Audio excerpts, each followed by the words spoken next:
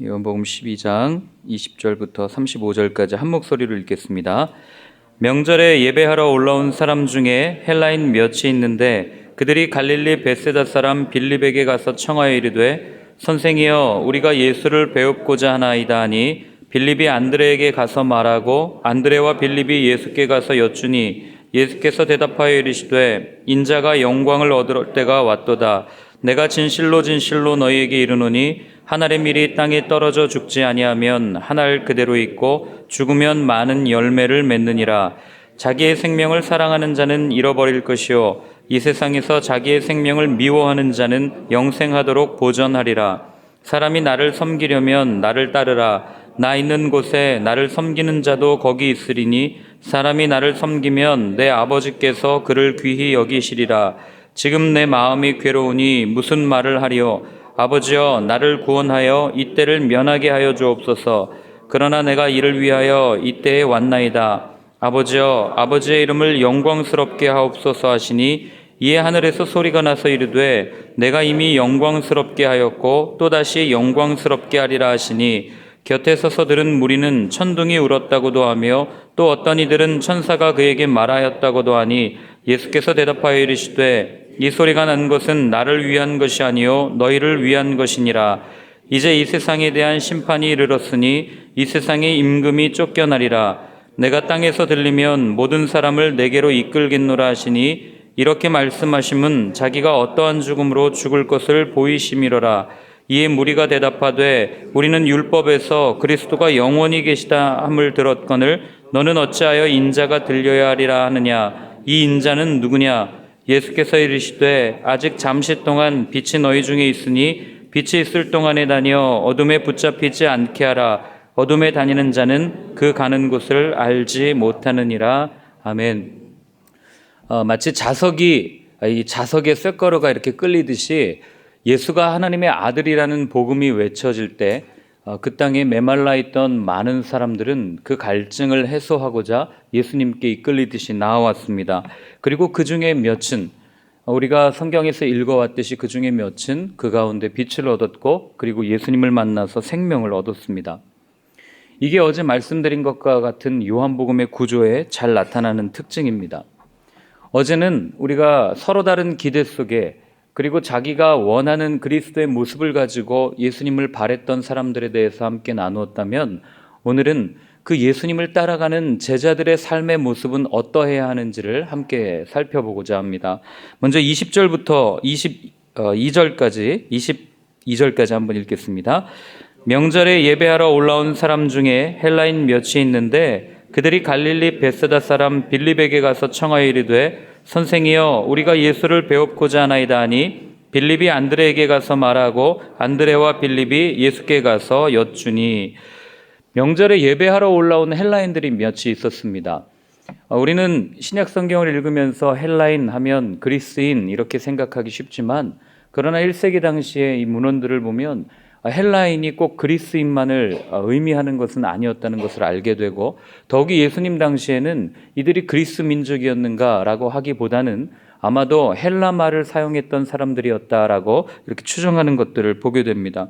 어쨌든 이들이 예루살렘에 온 것은 그 헬라 말을 사용하지만 그럼에도 이 유월절이라고 하는 명절을 지키기 위해서 아마 예루살렘으로 올라왔던 헬라어를 사용할 수 있는 그런 사람들이었을 겁니다. 그들이 오늘 누구를 갑니까? 빌립을 찾아갑니다. 이유는 예수님을 만나고 싶어서. 이들이 예수님을 왜 만나고 싶어 했겠어요? 어제 살펴보지 않았습니까? 예수님께서 예루살렘으로 입성했습니다. 그런데 유월절을 지키러 온 이 이방인들이 가만히 보니까 어디서 이렇게 소문으로만 들었던 그분이 들어온다는데 많은 사람들이 나와서 호산나를 외치면서 환영하는 그 모습을 보고 아마도 이분이 진리인가, 이분이 정말 구원을 주실 분인가 하는 그런 생각이 들었을 겁니다. 그래서 오늘 그들은 예수님을 만나고자 빌립이라고 하는 제자를 찾아옵니다. 그럼 왜 빌립을 찾아왔을까 우리는 생각할 수 있지만 이 빌립이 이 앞에 요한복음을 쭉 보다 보면 어느 지역 사람입니까? 갈릴리 지역의 벳세다라고 하는 지역의 사람이라는 걸 알게 됩니다. 이 벳세다는 당시에 이 헬라 말을 사용하는 사람들이 많이 살았던 지역인 데가볼리 근처에 있었던 마을입니다. 그러니까 빌립은 어려서부터 자연스럽게 이 헬라 말을 익숙하게 배워왔고 그리고 사용했다라고 우리는 생각할 수 있는 거죠. 그리고 또 그 빌립은 그 이야기를 듣고 그냥 자기 혼자 예수님께 나아가지 않고 안드레를 찾아갑니다. 왜 안드레를 찾아갔는가? 이 역시 성경에 답이 있습니다. 같은 동네 사람이었거든요. 그리고 그 오병이어 사건, 요한복음 6장에 나오는 떡을 얘기할 때 말씀하셨던, 생명의 떡을 말씀하실 때 있었던 그 사건, 여러분 기억하실 텐데, 그때 빌립과 안드레가 나서서 예수님의 일들을 해결하는 것들을 보지 않습니까? 빌립은 그때 어떻게 합니까? 200데나리온이라고 하는 계산적인 대답을 예수님께 가지고 나아가지만, 그러나 안드레는 거기에서 멈추지 않고 보다 더 적극적으로, 그리고 그 무리 중에 들어가서 누가 먹을 것을 가지고 있는지를 살핀 후에 물고기 2마리와 떡 5개를 들고 있는 어린아이의 그것을 보고 그걸 예수님께 이야기해서 오병이어의 기적을 이렇게 보는 것들을 우리가 성경에서 읽습니다. 그러니까 빌립은 적어도 안드레한테 이야기하면 아마 안드레가 조금 더 예수님과 가깝다고 생각했는지도 모르겠어요. 그래서 안드레에게 이야기하면 이 일을 해결해 줄 수 있지 않을까 하는 마음에 안드레에게 이야기하고 결국 헬라인들은 예수님을 만나게 됩니다. 그런데 자기를 찾아온 그 헬라인들을 향한 예수님의 대답이 조금 놀랍습니다. 우리 23절을 한번 같이 읽어보겠습니다. 예수께서 대답하여 이르시되 인자가 영광을 얻을 때가 왔도다. 인자가 영광을 얻을 때가 왔도다. 이 영광이라는 말을 우리가 이렇게 하면 굉장히 추상적인 단어처럼 들리지 않습니까? 그런데 이 영광이라는 단어, 이 독사라는 단어를 이렇게 생각하면 조금 더 이해하기가 쉽습니다. 스포트라이트를 받는다 이렇게 생각하시면 돼요. 이제 내가 주목받을 때가 왔구나라고 주님은 우리한테 이야기를 하시는 겁니다. 요한복음 1장 7절에 보면 여러분 앞에서 읽어왔겠지만 요한은 그렇게 선언합니다. 빛이 자기 땅에 왔지만 자기 백성이 영접하지 않았다라고 요한복음 1장 우리한테 들려주죠. 그와 대조적으로 오늘 어떻게 합니까? 빛이 어둠 가운데 비쳤습니다. 예루살렘이라고 하는 이 절망 가운데 살아가는 사람들의 삶 속에 예수님이라고 하는 빛이 비칠 때 누가 반응을 합니까? 예수님을 직접 본 적이 없는, 그리고 예수님에 대해서 잘 몰랐던 헬라 말을 사용하는 이방인들이 이 반응하는 것들을 보게 되는 거죠. 즉 구약에서부터 예언되어져 온 일들이 성취되고 있다는 것을 보여주는 겁니다. 이게 요한복음이 드러내는 예수님에 대한 특징 중에 하나예요. 이사야서나 이 예레미야서나 에스겔서나 이를 비롯한 선지서들을 보면 어떤 일들이 일어납니까? 유대인들도 메시아가 회복을 합니다. 맞지 않습니까? 그 하나님의 나라, 낮은 곳이 높아지고 높은 곳이 낮아지는 그런 나라가 임하지만 동시에 그 선지서에는 그 예루살렘 주변에 있던 많은 이방 민족들이 심판을 받습니다. 뭐 두로라든지 애굽이라든지 심판을 받지만 그 심판으로 끝나지 아니하고 그 메시지의 끝에는 항상 어떤 게 따라옵니까? 회복이라고 하는 게 따라오지 않습니까? 그러니까 오늘 예수님께서 오심으로 어떤 일이 일어나는 거예요? 이 유대인들의 땅 예루살렘뿐만 아니라 이방의 많은 사람들도 예수님으로 인해서 회복되고 있습니다라고 하는 것을 우리한테 보여주고 있는 겁니다. 24절부터 26절까지를 같이 읽겠습니다. 내가 진실로 진실로 너희에게 이르노니 한 알의 밀이 땅에 떨어져 죽지 아니하면 한 알 그대로 있고 죽으면 많은 열매를 맺느니라. 자기의 생명을 사랑하는 자는 잃어버릴 것이요 이 세상에서 자기의 생명을 미워하는 자는 영생하도록 보전하리라. 사람이 나를 섬기려면 나를 따르라. 나 있는 곳에 나를 섬기는 자도 거기 있으리니 사람이 나를 섬기면 내 아버지께서 그를 귀히 여기시리라. 아멘. 오늘 예수님께서는 우리가 너무나도 익숙하게 잘 알고 있는 구절을 말씀하십니다. 한 알의 밀이 땅에 떨어져 썩어 죽지 않으면 많은 열매를 맺을 수 없다라고 말씀하시고 거기서 끝난 게 아니라 나를 따라오려거든 내 제자가 되려면 자기 부인의 삶을 살아야 된다라고 더 발전시켜서 말씀하시는 것들을 보게 됩니다. 진실로 진실로라는 얘기는 정말 진짜로 반드시 이걸 반복해서 강조하는 뜻이거든요. 그러니까 정말로 내 제자가 되기 위해서는, 정말로 열매를 맺기 위해서는 어떻게 해야 됩니까? 썩어 죽어야 된다는 것을 오늘 말씀해 주시는 거죠. 그러니까 오늘 예수님이 말씀하신 세 절을 한마디로 얘기하면 죽어라 라고 하는 얘기예요. 죽어라. 아침부터 죄송합니다. 자꾸 죽으라고 말씀드려서 죄송한데, 그러나 성경, 이 죽으라는 말 속에 성경의 비밀, 생명의 신비가 숨겨져 있습니다. 오늘날 살아가는 이 시대를 많은 학자들은 이기적인 사회라고 부릅니다. 내 부모, 내 자녀, 내 일정, 내 생활 등 모든 가치관의 중심에 내가 있습니다. 다른 사람이 어떻게 되는 거에는 별로 상관이 없어요. 나만 살려고 발버둥 치는 이런 모습을 내게 해가 되지 않으면 모든 게 괜찮고 별로 관심 없어 하는 이 시대를 이기적인 사회라고 부릅니다. 그런데 예수님이 살던 당시도 오늘날과 그렇게 썩 다를 바가 없습니다. 어제 말씀드렸듯이 그들은 여전히 자신들의 기호, 취미, 그리고 자기가 바라는 메시아상을 바라보면서, 더욱이 가룟 유다 같은 경우는 손익을 따져가면서 행동하지 않았습니까? 내가 만족하고 내가 편안하면 어떻게 되든 상관없는 거예요. 그래서 내 욕망을 이루기 위한 수단으로서 메시아를 기다렸던 그런 모습들을 보게 됩니다. 그런데 오늘 예수님은 당신을 따르는 제자들의 모습을 썩어 없어질 씨앗으로 선언하고 있는 겁니다. 그럼 우리는 질문할 수 있습니다. 오늘날 예수님의 제자라고 불리우는 그리스도인들이 이렇게 많은데 왜 세상은 여전히 암흑 가운데 있는가? 왜 이렇게 캄캄한가? 나를 중심으로 살던 기존의 삶을 내려놓고 십자가에 못 박고 이제는 예수님으로 인해 살겠습니다라고 고백하는 결단이 세례식임에도 불구하고, 그렇게 세례를 받았음에도 불구하고 죽지 않고 영광을 받으려고 그렇게 살아가니 여전히 펄떡거리는 내 자아 때문에 말씀 앞에서 늘 갈등하고 있는 그런 모습이 오늘 우리의 모습 아니겠습니까? 동일하게 오늘날 교회가 이렇게 어려운 이유도 외부에서 찾을 이유가 전혀 없습니다. 아무도 죽지 않으려고 하기 때문에, 아무도 손해보려고 하지 않기 때문에, 아무도 자신의 것을 내려놓으려고 하지 않기 때문에 이렇게 어려운 거 아니겠습니까? 그러니 죽지 않으려고 하니 변화도 되지 않을 뿐더러 죽어야만 경험할 수 있는 부활의 능력을 우리는 경험하지도 못한 채 그저 예수님을 따르겠다라고 입술로만 고백하는 그런 삶을 살아가니 경건의 모양은 있지만 경건의 능력이 없는 세대라고 우리가 그렇게 평가를 받는 건 아닌지 한번 생각해 볼 필요가 있는 거죠. 여러분, 안 죽으라고 이렇게 뻗팅기면 절대로 되는 일이 없습니다. 그런데 오늘 보면 씨앗이 땅에 떨어졌는데 여러분 생각해 보세요. 내가 살겠다고, 내 껍질이 쪼개지는 게 아프다고 씨앗이 발아되지 않고 가만히 있으면 어떻게 되는지 아십니까? 화분 키워보셔서 아시지 않습니까?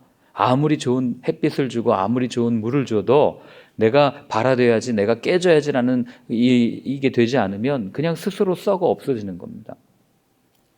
열매 맺는 삶의 과정이 어렵고 아픈 게 당연한 거라는 것을 오늘 예수님은 우리한테 말씀해 주시죠. 이게 이후에 예수님에게서 더 분명하게 드러납니다. 우리 27절과 28절을 한번 읽어보겠습니다. 지금 내 마음이 괴로우니 무슨 말을 하리요? 아버지여, 나를 구원하여 이때를 면하게 하여 주옵소서. 그러나 내가 이를 위하여 이때에 왔나이다. 아버지여, 아버지의 이름을 영광스럽게 하옵소서 하시니. 여기까지요. 하나님께서 영광을 받으시는 때, 그리고 예수님께서 스포트라이트를 받으시는 때가 오늘 언제라고 우리한테 말해줍니까? 고난의 최절정, 그리고 누구도 메고 싶어하지 않은 그 십자가의 때가 하나님께서 영광을 받으시는 때, 예수님께서 스포트라이트를 받으시는 때라고 우리한테 이야기를 해줍니다. 그러면은 우리는 질문합니다. 어떻게 고난이 영광이 될 수 있겠습니까? 이런 질문을 하죠. 우리의 삶 속에서 이 고난이라고 하는 주제는 주님 앞에 가는 그날까지 어쩌면 해결되지 않을 주제이기 때문에 그렇습니다. 우리는 신앙생활을 하면서 내가 한번 은혜를 받고 예수님을 만나면 내 삶에 이제는 불행 끝 행복 시작이라고 생각할 수 있지만, 그러나 여전히 내 눈앞에 펼쳐져 있는 현실은 늘 고난투성입니다. 문제거리가 늘 이렇게 눈앞에 펼쳐져 있는 것들을 보게 됩니다. 그런 현실 가운데 어떻게 고난이 영광이라고 이렇게 이야기할 수 있는가? 고난을 안 겪어봐서 그런 거 아닙니까? 라고 질문할 수 있지만, 이에 대한 답은 우리는 고난을 자꾸 나를 위한 흔적으로 사용하고 나를 드러내는 도구로 이렇게 나에게 집중해서 그 고난을 해석하기 때문에 우리는 그렇게 생각할 수가 있지만, 그러나 하나님께서 우리에게 고난을 주신 이유는 나와 같은 처지에 있는 사람을 돌보기 위해서, 그리고 그 사람을 살리기 위해서라는 것을 우리는 알고 있습니다. 그렇게 품으려고 하니, 한 영혼을 내가 더 품고 사랑하려고 하니 당연히 아프고 당연히 썩을 수밖에 없는 거죠. 여러분, 부모가 자녀를 품을 때 부모는 썩어 없어지는 거 아니겠어요? 부모가 내 자존심, 내 고집, 내 생각을 그대로 유지하면서 자녀를 향해서 자녀를 품으려고 하니 문제가 되지, 정말 자녀를 사랑하는 부모는 자녀를 온전히 품을 때 속이 썩어 문드러진다는 표현을 하지 않습니까?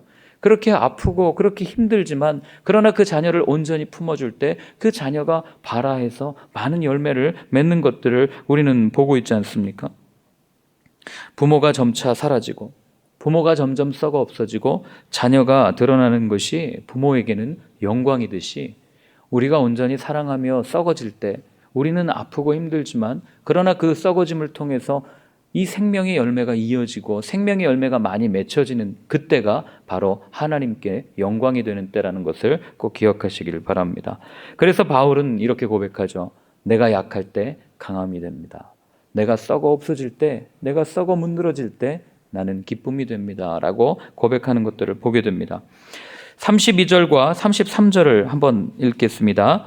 내가 땅에서 들리면 모든 사람을 내게로 이끌겠노라 하시니 이렇게 말씀하심은 자기가 어떠한 죽음으로 죽을 것을 보이심이라. 예수님도 똑같이 말씀하시는 거 아니겠어요? 내가 들리면, 들린다는 얘기가 뭐예요? 구약 성경에 나와 있는 민수기 놋뱀 사건 기억하십니까? 누구든지 그 뱀을 보기만 하면 그 장대에 달린 놋뱀이, 그래서 예수님의 십자가를 상징하는데 오늘 예수님이 그거를 표현하는 거죠. 내가 들리면, 내가 십자가에 못 박히면 어떻게 됩니까? 많은 사람, 모든 사람을 내게로 이끌겠노라. 모든 사람을 내게로 데리고 올 거다.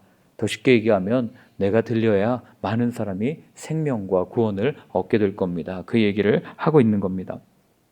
한 알의 씨앗이 썩어 없어질 때만 30배, 60배, 100배의 열매를 맺을 수 있듯이 예수님께서 그렇게 죽어주셨을 때 또 많은 생명이 구원을 얻을 수 있었듯이, 동일하게 예수님을 따르는 제자라면 내 자신이 썩어 없어질 때 내 가정과 직장과 내가 속해 있는 삶의 자리에서 많은 생명의 열매를 맺는 것들을 보게 될 것입니다. 28절부터 31절, 28절 후반절부터 31절까지 읽겠습니다.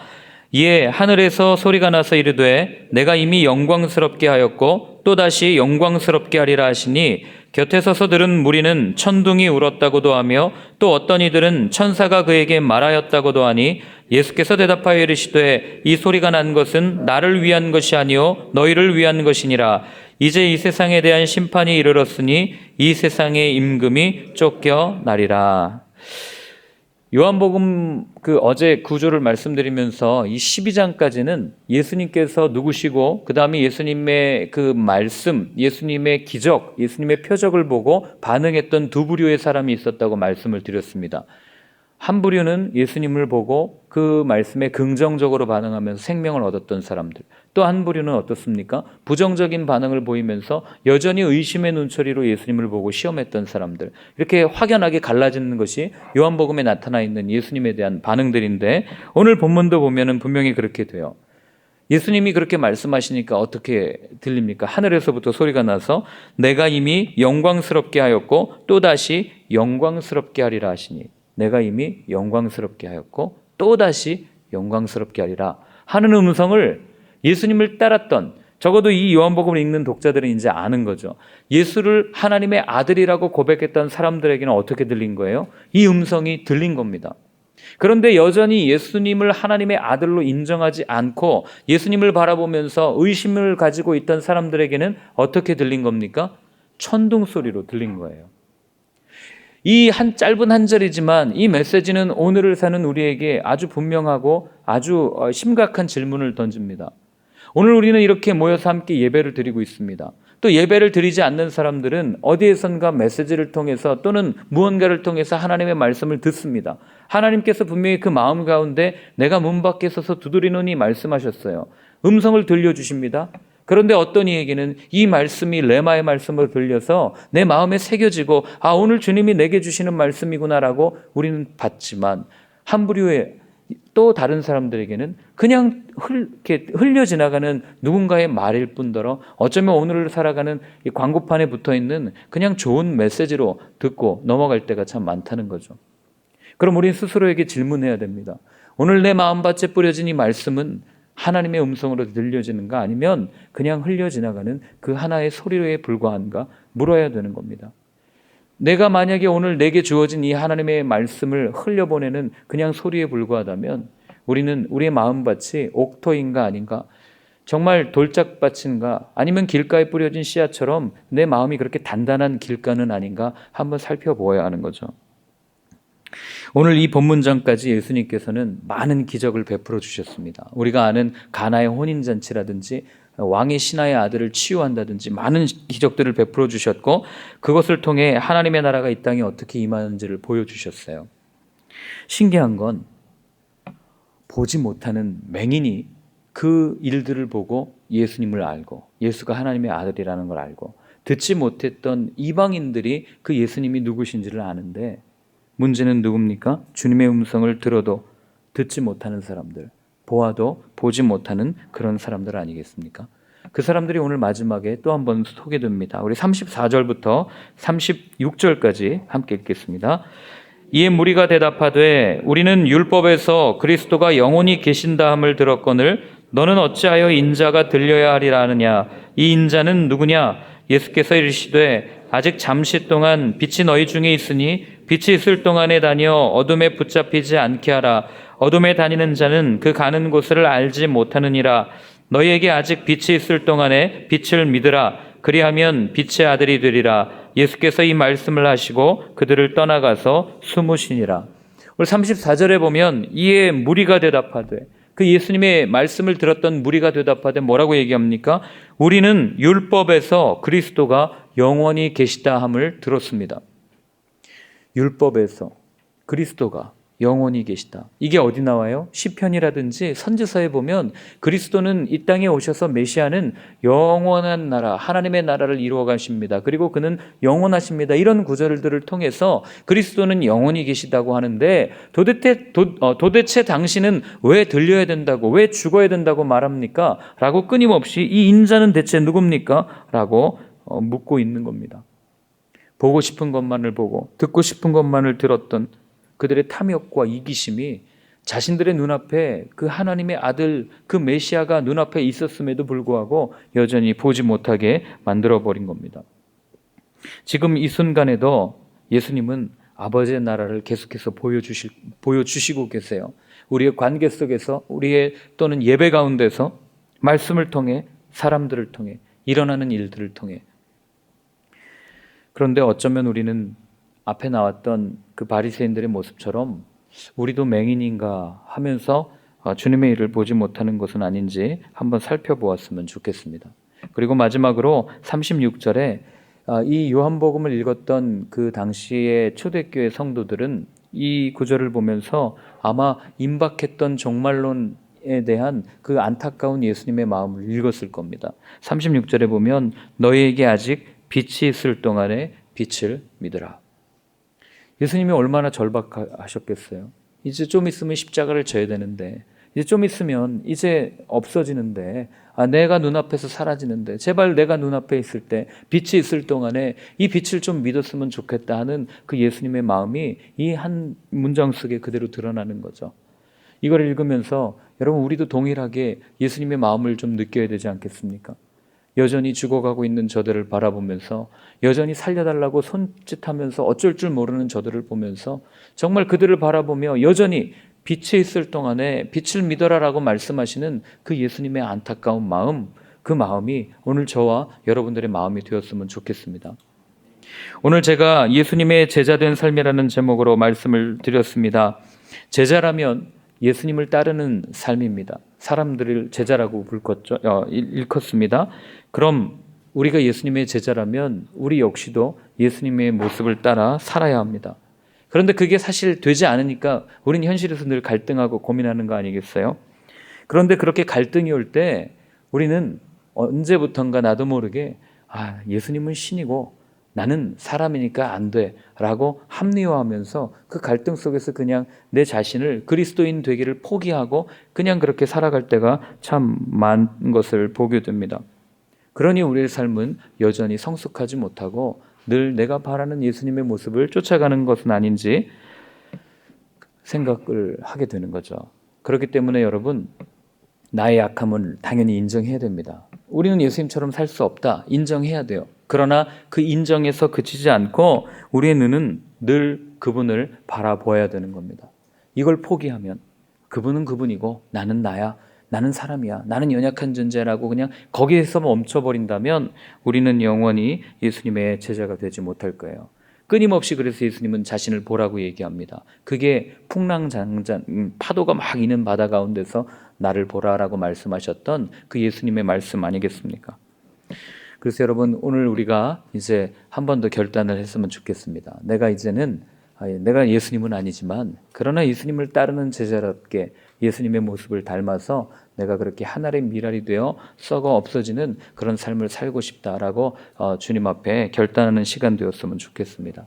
변하지 않는 것 같지만 누룩이 서서히 부풀어 올라서 이 먹을 수 있는 빵이 되듯이 나무가 자라는 것 같지 않지만 어느샌가 조금씩 자라서 어느샌가 보면 새들이 깃들어 있는 그런 나무가 되는 것처럼 우리가 주님을 바라보고 말씀에 순종하며 한 걸음 한 걸음 살아가는 오늘 하루하루의 현실은 도대체 변화되는 것 같지 않고 아무 열매가 없는 삶 같지만 언젠가 뒤돌아보면 주님께서 걸음도 주시고 주님께서 물도 주시고 결국에는 많은 성령의 열매, 생명의 열매를 맺게 하시는 것을 보게 하므로 그 열매를 가득 안고 주님께 내어드리는 그날을 우리는 바라보게 될 것입니다. 그날을 꿈꾸며 우리 오늘 한번 같이 기도했으면 좋겠습니다. 오늘 같이 기도할 때 주님, 여전히 나는 나 자신을 바라봅니다. 내가 연약합니다. 내가 약합니다. 나는 할 수 없습니다. 그러나 오늘 주님은 우리에게 말씀하셨습니다. 그런 생각들까지도 온전히 십자가에 묻고 썩어 없어져 주님을 위해 살라는 그 말씀을 허락해 주셨는데 하나님, 오늘 그렇게 우리가 결단하는 하루가 되기를 원합니다. 주님을 따라가는 제자답게 오늘도 내 자신, 내 자아, 내 모든 것들을 내려놓고 주님을 바라보는 하루가 되게 하여 주옵소서. 함께 같이 기도하겠습니다. 하나님 아버지, 여전히 썩어지고 싶지 않은 내 마음, 여전히 나는 안 될 것 같다고 하는 그 마음 때문에 하나님, 오늘 나는 그 갈등의 한가운데 서 있고 그 폭풍우 치는 바다 한가운데 서 있습니다. 그러면서 여전히 이 바람은 왜 이렇게 거세냐고, 또 파도는 왜 이렇게 높냐고, 내 상황에 풀리는 것은 하나도 없다고 그렇게 불평하고 있는 내 삶은 아닌지 하나님 돌아봅니다. 그러나 오늘 우리에게 말씀하여 주셨습니다. 하늘의 미랄이 땅에 떨어져 죽어야 한다고. 그렇게 온전히 우리가 십자가에 죽을 때 그때에 우리에게 많은 열매를 맺을 수 있다고 말씀하여 주시니 감사합니다. 하나님, 오늘도 이 모든 것들 주님 앞에 내어놓고 내 자신이 온전히 썩어 없어질 때 하나님, 나는 없어지지만, 나는 사라지지만 그러나 우리 아버지께 영광이 되는 그런 삶을 보는 저희의 삶이 될 수 있도록 주님 도와주시옵소서. 하나님, 여전히 썩어지고 싶지 않은 내 생각, 내 사고, 내 욕망, 내 마음이 그대로 있습니다. 그래서 더욱 주님이 필요합니다. 주님, 오늘 이 모든 것들 주의 십자가에 못 박고 이제는 나로 사는 것이 아니라 예수 그리스도로 인하여 살아가는 우리의 삶이 되게 하여 주옵소서. 이제는 십자가에서 우리에게 영원한 생명을 허락하여 주신 예수 그리스도의 크신 은혜와 하나님 아버지의 사랑과 성령의 인도하심이 더 이상 나를 바라보지 않고 주님을 바라보며 내 모든 것을 십자가에 못 박고 주님을 따르겠다라고 다짐하며 결단하는 예수님의 제자가 되겠다고 다짐하는 이 자리에 계신 모든 분들 머리 위에 이제로부터 영원까지 늘 함께하여 주옵시기를 간절히 축원하옵나이다.